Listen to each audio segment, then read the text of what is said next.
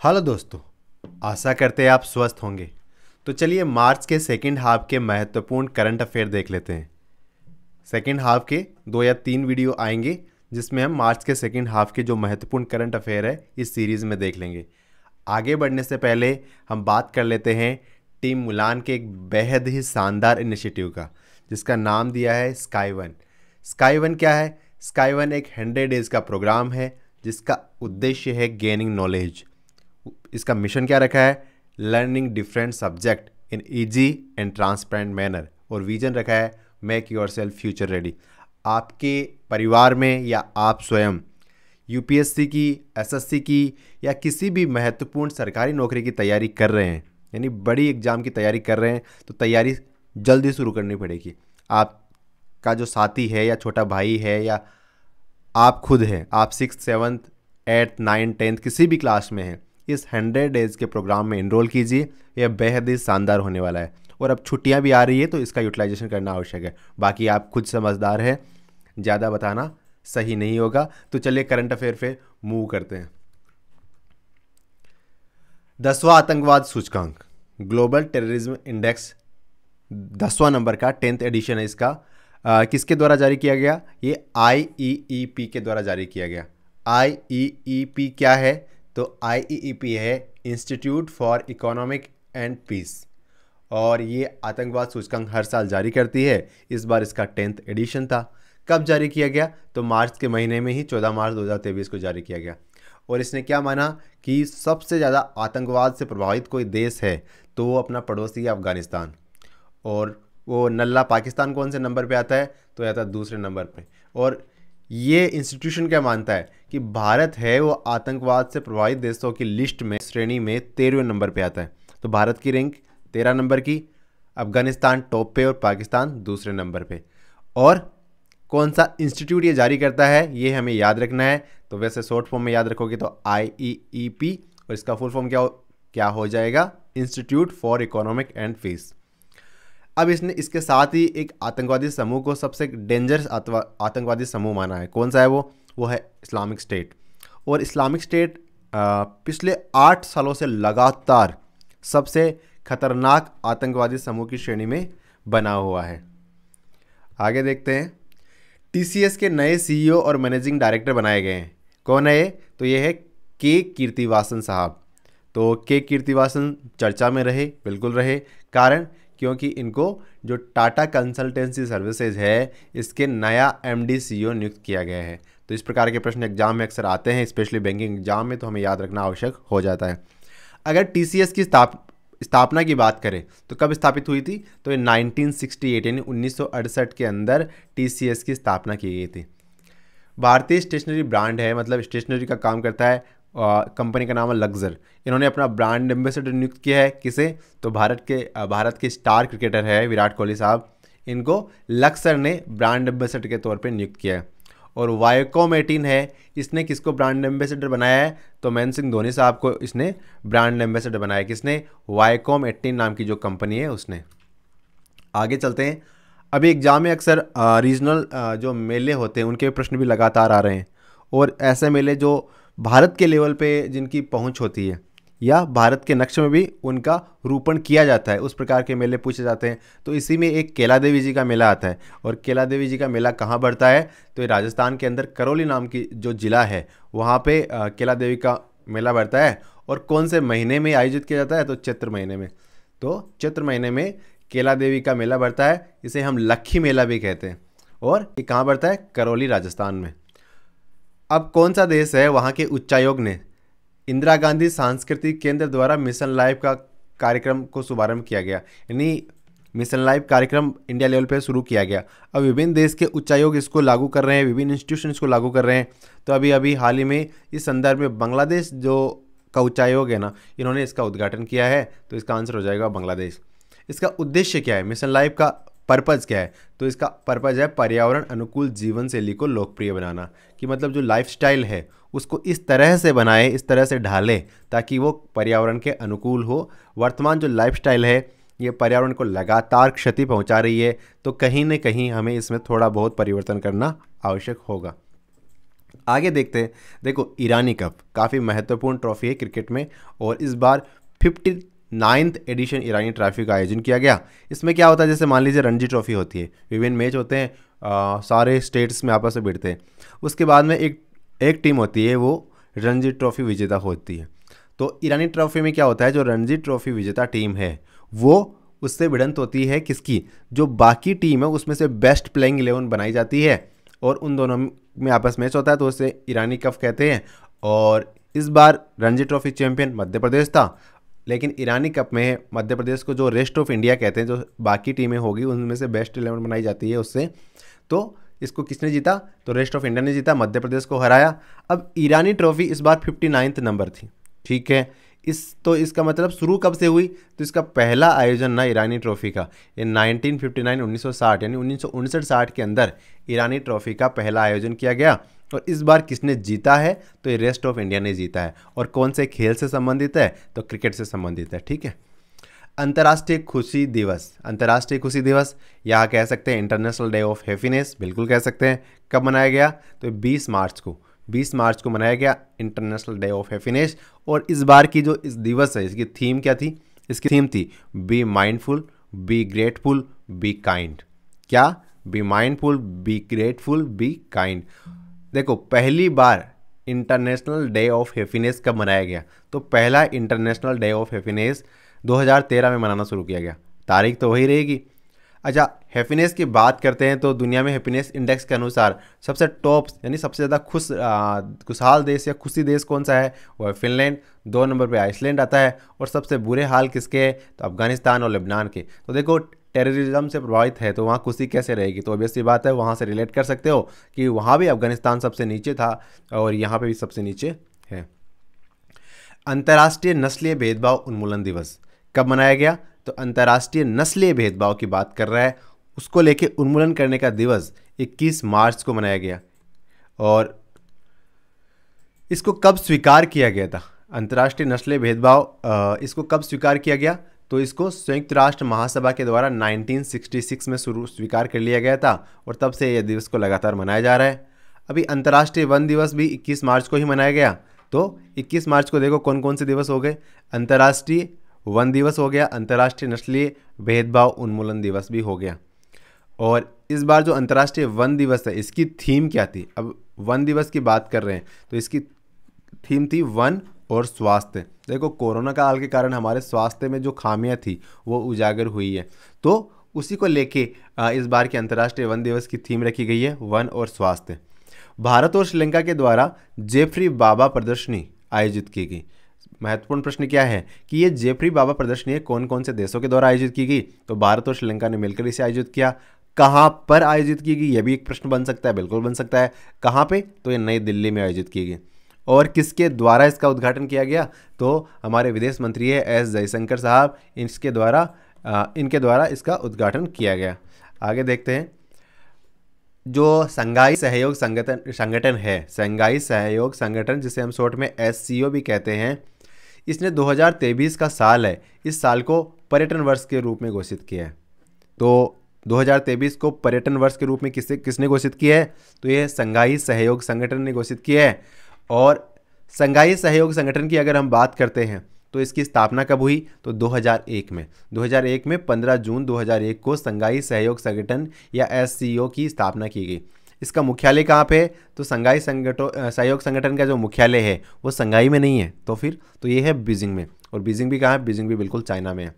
कितने सदस्य हैं, तो शंघाई सहयोग संगठन के वर्तमान में 8 सदस्य देश है, और इसके वर्तमान में अध्यक्ष कौन है, तो झांग मिंग साहब इसके अध्यक्ष है। कौन है, झांग मिंग साहब शंघाई सहयोग संगठन के अध्यक्ष हैं। आगे देखते हैं, अधिवक्ता संरक्षण विधेयक 2023 कौन से राज्य के द्वारा इसे लाया गया है, तो अधिवक्ता संरक्षण विधेयक 2023 है, ये अपने राजस्थान के द्वारा लाया गया है। इसका उद्देश्य क्या है, तो जो हमारे अधिवक्ता है उनके खिलाफ हिंसा के मामले लगातार बढ़ रहे हैं, तो कहीं ना कहीं उनको सुरक्षा प्रोवाइड करवाना इसका उद्देश्य है। साथ ही उन पर विभिन्न प्रकार के झूठे प्रभाव पैदा करना, उन चीज़ों को रोकना, यानी जो नेगेटिव इम्पैक्ट अधिवक्ताओं के ऊपर किए जाते हैं उनको एलिमिनेट करना इस विधेयक का प्रमुख उद्देश्य रखा गया है। और कौन सा राज्य से लेके आया है, ये प्रश्न बन सकता है, तो हमारा उत्तर क्या होगा, ये अपना राजस्थान राज्य है जो अधिवक्ता संरक्षण विधेयक 2023 लेके आया है। 2023 का संगीत कलानिधि अकादमी पुरस्कार किसे दिया गया? तो 2023 का संगीत कलानिधि अकादमी पुरस्कार है वो बॉम्बे जयश्री जी को दिया गया। किसे? बॉम्बे जयश्री। और इनका संबंध कौन से राज्य से है? तो इनका संबंध कर्नाटक राज्य से है। देखो, संगीत अकादमी मद्रास है ना, वो एक ललित कलाओं की संस्था है, बिल्कुल है, लेकिन संगीत अकादमी मद्रास की स्थापना कब हुई? तो इसकी स्थापना हुई थी 1928 में, 1928 में। तो इस प्रकार कह सकते हैं कि आज़ादी से भी पहले की संस्था है ये संगीत अकादमी, जो मद्रास में अवस्थित है। बांग्लादेश ने शुरू किया अपना पहला पनडुब्बी अड्डा, यानी जो बांग्लादेश अपना पड़ोसी राज्य है जिसके साथ भारत सबसे लंबी स्थलीय सीमा साझा करता है, उसने अपना पहला पनडुब्बी अड्डा शुरू किया है। और अल्ट्रा मॉडर्न सबमरीन बेस इसे बनाया है। इसका उद्घाटन किसने किया है? तो पीएम शेख हसीना है, वहाँ की प्रधानमंत्री जी। कौन है? शेख हसीना जी। तो उन्होंने इसका उद्घाटन किया है। सीसीआई, जिसे हम कॉटन कॉरपोरेशन ऑफ इंडिया भी कह सकते हैं, इसके नए सीएमडी किसको बनाया गया है? तो गुप्ता जी को बनाया गया है। कौन गुप्ता जी? ललित कुमार गुप्ता को सीसीआई यानी कॉटन कॉरपोरेशन ऑफ इंडिया का नया सीएमडी बनाया गया है। और अगर हम बात करें सीसीआई की स्थापना कब हुई? तो 1970 में, 1970 में एक कॉटन कॉरपोरेशन ऑफ इंडिया की स्थापना की गई। आगे देखते हैं। अभी तंथाई पेरियार वन्यजीव अभ्यारण्य चर्चा में रहा। कहाँ पे है तंथाई पेरियार वन्यजीव अभ्यारण्य? देखो, वन्यजीव अभ्यारण्य के प्रश्न बैंक एग्जाम में अक्सर पूछे जाते हैं, बाकी एसएससी में भी पूछे जाते हैं, तो इसलिए इनको ध्यान रखना आवश्यक है। और स्पेशली वो अभ्यारण्य जो वर्तमान में लाइमलाइट में है, उनको तो हमें स्पेशली ध्यान रखना ही है। तो देखो, ये जो तंथई पेरियार वन्यजीव अभ्यारण्य है, ये है इरोड में। इरोड कहाँ है? तमिलनाडु पड़ता है। तो इस प्रकार अगर हम तमिलनाडु को लोकेट करने की सोचें तो ये हमारे सामने अपने प्यारे भारत का मैप है, और ये रहा तमिलनाडु। भारत के दक्षिणतम हिस्से में तमिलनाडु राज्य अवस्थित है। और ये पुदुचेरी देखो कई जगह लोकेट कर रहा है इसको, क्योंकि पुदुचेरी का हिस्सा है ना, तमिलनाडु में भी है, केरला के अंदर ही है, और आंध्र प्रदेश में भी है। तो इस प्रकार 3 राज्यों के अंदर ये फैला हुआ है। और जो तंथाई पेरियार वन्यजीव अभ्यारण्य ये कहाँ पे है? तो ये इरोड में है। और इरोड कहाँ पे? ये है तमिलनाडु में। तो इस प्रकार रिलेट कर सकते हैं, तंथाई पेरियार वन्यजीव अभ्यारण्य तमिलनाडु में है। 5वां पोषण पखवाड़ा अभियान, पखवाड़ा अभियान है, तो 20 मार्च से 3 अप्रैल तक चलेगा। और कौन से मंत्रालय के द्वारा इसे शुरू किया गया है? तो महिला और बाल विकास मंत्रालय के द्वारा इसे शुरू किया गया। अगर पोषण की बात आती तो स्वास्थ्य मंत्रालय भी कहीं ना कहीं हो सकता है रिलेट, कन्फ्यूजिंग कर सकता है, लेकिन पोषण पखवाड़ा अभियान है ये महिला और बाल विकास मंत्रालय के द्वारा शुरू किया गया है। अगर पोषण अभियान की हम बात करते हैं तो पोषण अभियान की शुरुआत 2018 में हो गई थी। और किस तिथि को? तो जब अंतर्राष्ट्रीय इंटरनेशनल वुमेंस डे होता है, कौन सी डेट को होता है? 8 मार्च को। तो 2018 यानी 8 मार्च 2018 को पोषण अभियान की शुरुआत प्रधानमंत्री मोदी साहब के द्वारा की गई थी। और इसी संदर्भ में 5वां पोषण पखवाड़ा अभियान है 20 मार्च से 3 अप्रैल 2023 के मध्य आयोजित किया गया। और कौन से मंत्रालय के द्वारा आयोजित किया गया? तो ये था अपना महिला और बाल विकास मंत्रालय, नाफेड। नाफेड बोले तो national agricultural co marketing federation of India limited.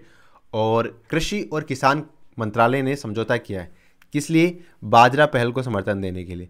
देखो, 2023 का साल है, वो इंटरनेशनल ईयर ऑफ माइलेट घोषित किया गया है, ठीक है। तो इसी संदर्भ में माइलेट को प्रोत्साहन देने के संदर्भ में विभिन्न समझौते हो रहे हैं। और इसी कड़ी में नाफेड ने और जो अपना कृषि मंत्रालय कह सकते हैं, कृषि और किसान मंत्रालय, इन्होंने आपस में समझौता किया है। और इसका उद्देश्य सीधी सी बात है, वैश्विक स्तर पर अंतर्राष्ट्रीय बाजरा वर्ष में सहयोग करना और प्रचार पर केंद्रित करना। नाफेड की अगर बात करते हैं तो इसकी स्थापना 1958 में हुई। कब हुई? 1958 में। नाफेड की स्थापना 1958 में हुई। हेडक्वार्टर कहाँ पे है नाफेड का? तो अपनी जो राजधानी है नई दिल्ली, वहीं पे नाफेड का हेडक्वार्टर भी है। वर्तमान में इसके एमडी कौन है? तो राजवीर सिंह पंवार है, वो वर्तमान में नाफेड के एमडी सीईओ हैं। आगे चलते हैं।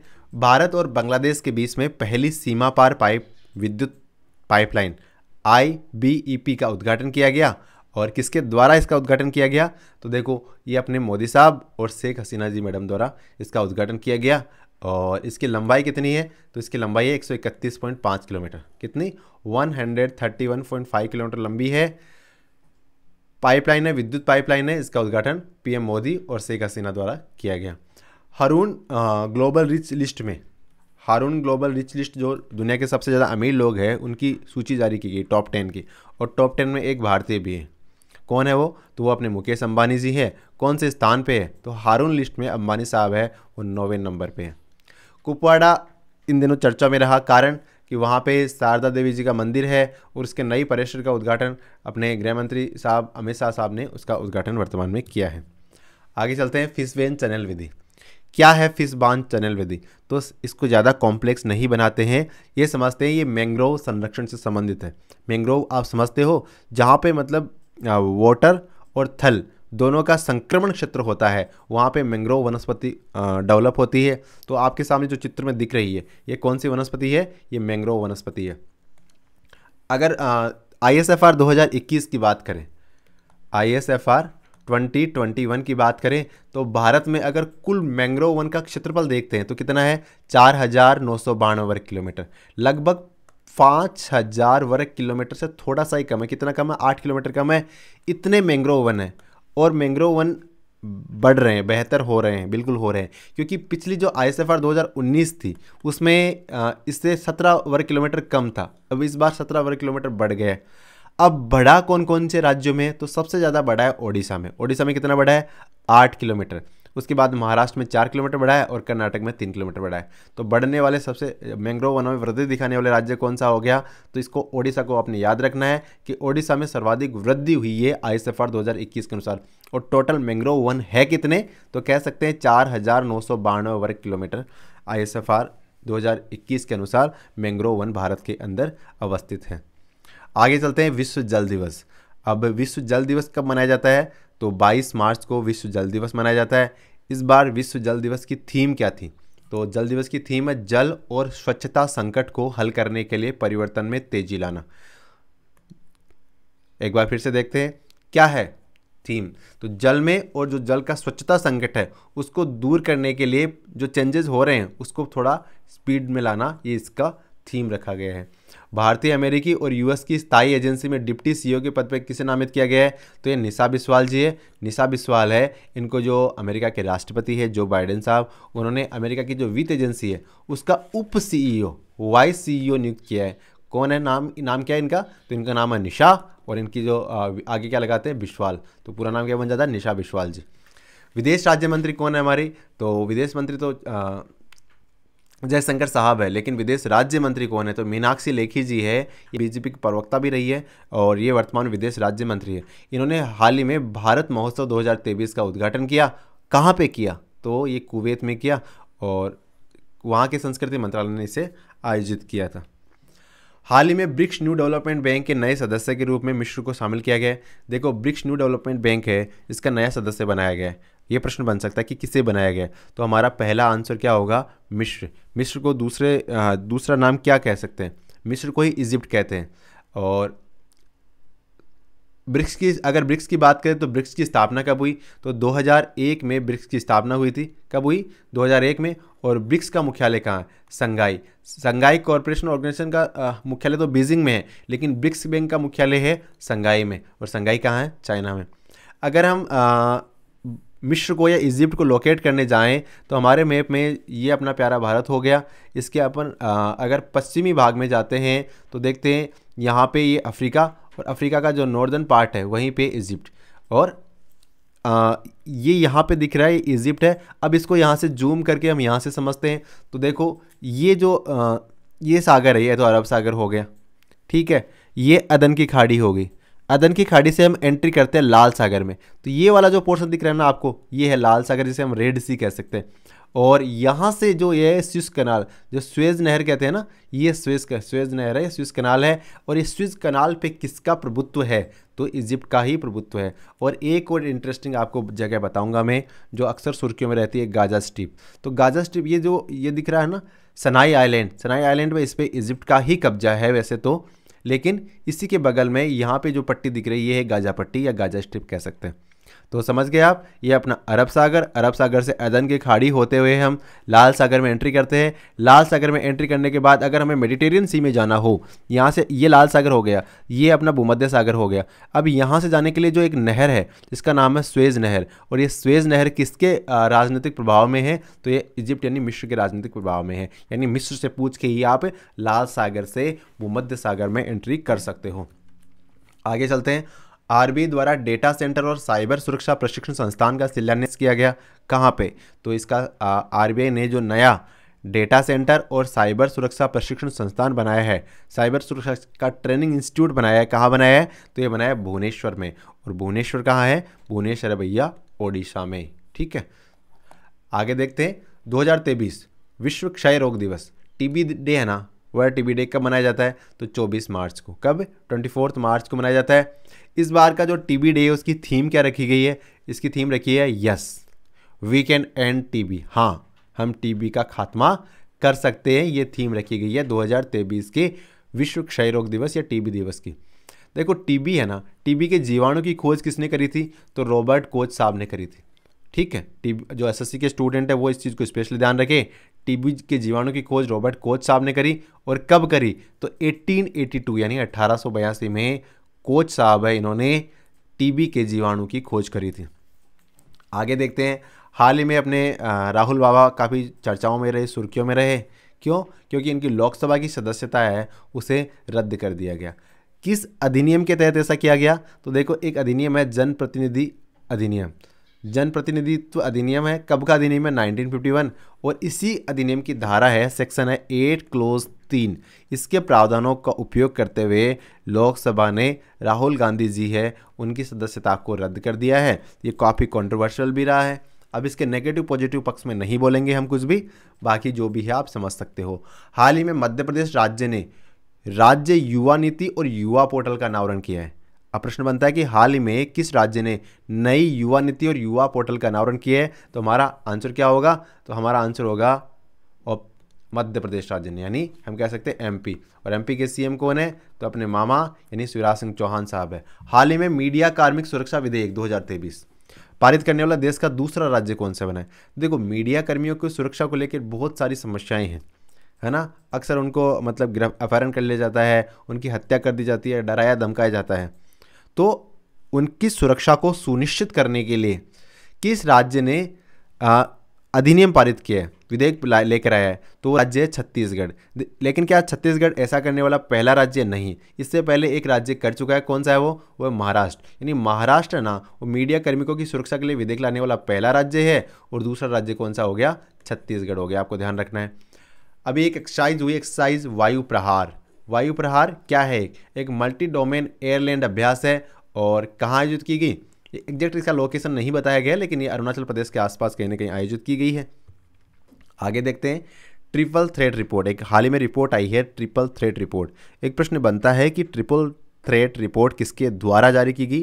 तो हमारा आंसर क्या होगा? जो ट्रिपल थ्रेट रिपोर्ट है वो यूनिसेफ के द्वारा जारी की गई। किसके द्वारा? यूनिसेफ। और इस रिपोर्ट में क्या बातें बताई गई है?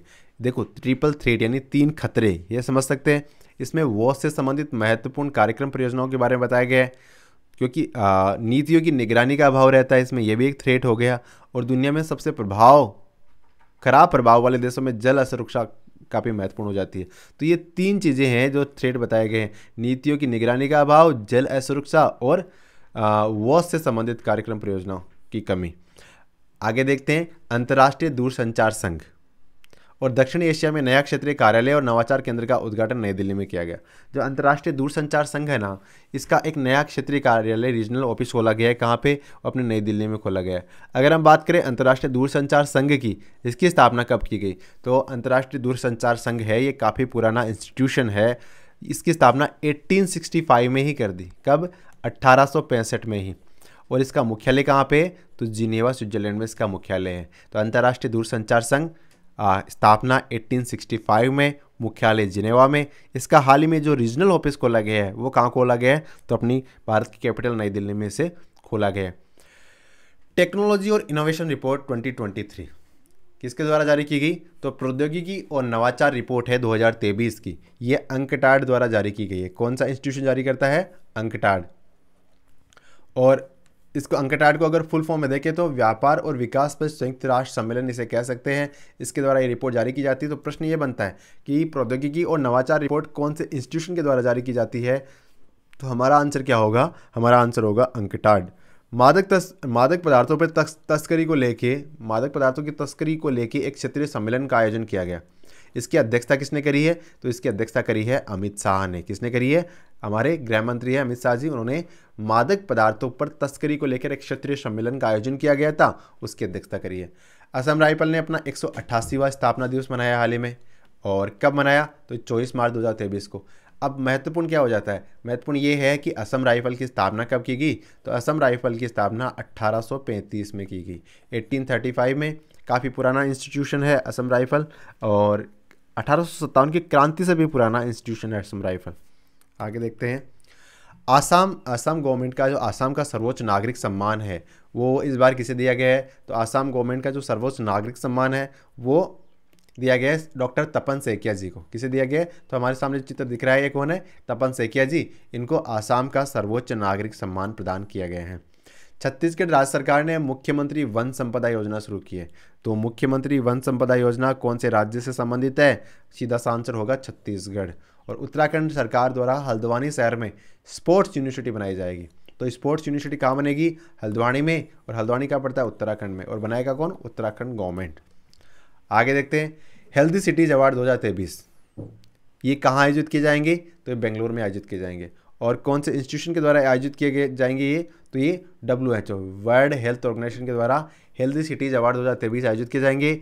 आयोजन इनका बेंगलुरु में किया जाएगा। अगर हम WHO की बात करते हैं, वर्ल्ड हेल्थ ऑर्गेनाइजेशन की बात करते हैं, तो इसकी स्थापना 1948 में हुई, 1948 में हुई। 7 अप्रैल को विश्व स्वास्थ्य दिवस मनाया जाता है, उसी दिन इसकी स्थापना हुई थी। तो 7 अप्रैल 1948 को वर्ल्ड हेल्थ ऑर्गेनाइजेशन की स्थापना हुई। इसका मुख्यालय भी जिनेवा यानी स्विट्जरलैंड में ही है। वर्तमान में कितने सदस्य इसके देश हैं? कितने देश इसके सदस्य हैं? तो 194 सदस्य हैं इसके। और इसके अध्यक्ष कौन है? तो इसके अध्यक्ष है टेड्रोस अधानोम साहब। कौन है? एड्रोनॉम कह दो, अधानोम कह दो, तो इस प्रकार इनका नाम है। प्रोनाउंसिएशन में 19-20 हो सकता है। इसरो ने हाल ही में भूटान के अंदर एक INS-2B के ग्राउंड स्टेशन का उद्घाटन किया है। INS-2B के ग्राउंड स्टेशन का उद्घाटन किया है, इसरो के द्वारा किया गया। और कहाँ? भूटान के अंदर। और इसरो की बात करते हैं तो ये इसका full form Indian space research organisation हो जाएगा। स्थापना इसकी 15 अगस्त 1969 यानी 1969 में हुई। ये प्रश्न अक्सर पूछा जाता है, आपको याद रखना ये डेट। आज़ादी के दिन ही हुई थी, लेकिन जो साल है वो 1969 यानी बैंकों का जब राष्ट्रीयकरण हुआ था उसी साल इसरो की स्थापना भी हुई थी। और वर्तमान में इसके अध्यक्ष है श्री S सोमनाथ साहब। कौन है? श्री S सोमनाथ साहब है, ये वर्तमान में इसरो के अध्यक्ष हैं। राष्ट्रीय और परिवार कल्याण मंत्रालय ने राष्ट्रीय रेबीज नियंत्रण कार्यक्रम लॉन्च किया है। तो राष्ट्रीय रेबीज नियंत्रण कार्यक्रम कौन से मंत्रालय के द्वारा लॉन्च किया गया है? तो हमारा आंसर क्या होगा? राष्ट्रीय रेबीज नियंत्रण कार्यक्रम है, इसका आयोजन स्वास्थ्य और परिवार कल्याण मंत्रालय के द्वारा किया गया है। नेपाल के निवेश बोर्ड ने national hydro electric power corporation limited का जो सेती नदी जल विद्युत परियोजना है उसका परियोजना का अध्ययन करने की अनुमति दे दी है। यानी जो नेपाल का जो निवेश बोर्ड है, इन्वेस्टमेंट बोर्ड है, उसने सेती नदी जल विद्युत परियोजना का जो अध्ययन करने की अनुमति प्रदान कर दी है। Biomass 3P pellet to power to prosperity पर राष्ट्रीय सम्मेलन कहाँ आयोजन किया गया? तो इसका आयोजन अपने दिल्ली शहर में किया गया। किसका? बायोमास 3P, जिसे हम 3P का मतलब हो गया pellet to power to prosperity. और इंटेल कंपनी के सह संस्थापक गॉर्डन मूर साहब, इनका वर्तमान अभी हाल ही में निधन हो गया। तो देखो इंटेल कंपनी के बारे में देख लेते हैं। तो ये सामने आपको जो चित्र दिख रहा है ये बड़ा ही शानदार, ये इंटेल का ऑफिस है। और इंटेल कंपनी की स्थापना कब हुई थी? तो 1968 में इसे स्थापित किया गया था। वैसे इंटेल तो इसका ट्रेड नेम है, लेकिन इसका जो कंपनी का नाम क्या है? NM electronics. क्या नाम है? NM electronics. और क्या काम करती है? तो सेमीकंडक्टर बनाती है, कंप्यूटर हार्डवेयर भी बनाती है, ऑटोनोमस कार भी बनाती है, ऑटोमेशन का कार्य करती है, आर्टिफिशियल इंटेलिजेंस को लेकर कार्य भी ये कर रही है। स्थापना जुलाई 18, 1968 में हुई। और इसके फाउंडर कौन थे? तो एक तो हमने बात करी कि गार्डन मूरे साहब है, जिनका हाल ही में निधन हो गया, ये फाउंडर थे। और इनका साथी थे रॉबर्ट नोयस साहब। कौन थे? Robert Noyes. तो इंटेल की स्थापना गार्डन मोरे और रॉबर्ट नोयस ने करी थी, 1968 में करी थी। और गार्डन मोरे साहब का हाल ही में निधन हो गया। तो इस प्रकार आज की वीडियो को हम यहीं समाप्त करते हैं। बाकी आपको स्काई वन प्रोग्राम में ज़रूर इनरोल होना है, ये आपके लिए बेहद ज़्यादा बेनिफिशियल रहेगा। आपको ही नहीं होना, आपके फैमिली में जितने भी स्टूडेंट हैं, क्लास मैटर नहीं करती नॉलेज के लिए। तो आप कोई सी भी क्लास में हो, चाहे 12th में हो, चाहे वो UPSC की तैयारी कर रहे हो, SSC की तैयारी कर रहे हो, सबके लिए इसे इनरोल करवाना आवश्यक है। और दूसरा ये आपका पूरा दिन नहीं खाएगा। ये 70-80 मिनट का प्लान है, तो कहीं आप कुछ भी कर रहे हो तो आपको नेगेटिवली इम्पेक्ट नहीं करेगा। बाकी थैंक यू, पढ़ते रहो, ऑल द बेस्ट।